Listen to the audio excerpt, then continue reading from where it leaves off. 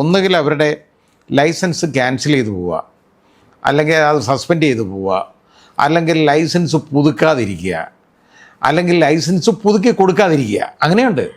ഇപ്പോൾ കേന്ദ്ര ഗവൺമെൻറ് വിചാരിച്ച ലൈസൻസ് FCRA ലൈസൻസ് കാലാവധി കഴിയുമ്പോൾ അവർ റിന്യൂവലിന് അപേക്ഷിക്കും. ആ റിന്യൂവലിൻ്റെ ആപ്ലിക്കേഷൻ അങ്ങ് തള്ളിക്കഴിഞ്ഞാൽ പോയി, അത് തീർന്നു.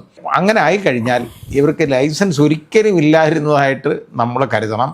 ആ കരുതുന്നത് മാത്രമല്ല, അതോറിറ്റിക്ക് ടെമ്പററിലി താൽക്കാലികമായിട്ടോ സ്ഥിരമായിട്ടോ ഇതുമൂലം ഉണ്ടാക്കിയേക്കുന്ന സ്വത്തുക്കൾ മുഴുവൻ ഏറ്റെടുത്തിട്ട് ഒരു എൻക്വയറിയും കഴിഞ്ഞതിന് ശേഷം അവരിത് യഥാർത്ഥ നിയമവിരുദ്ധമാണ് എന്ന് കണ്ടെത്തുകയാണെന്നുണ്ടെങ്കിൽ അത് കൺസോളിഡേറ്റഡ് ഫണ്ട് ഓഫ് ഇന്ത്യ സഞ്ചിത നിധിയിലേക്ക് അത് ലയിപ്പിക്കാം.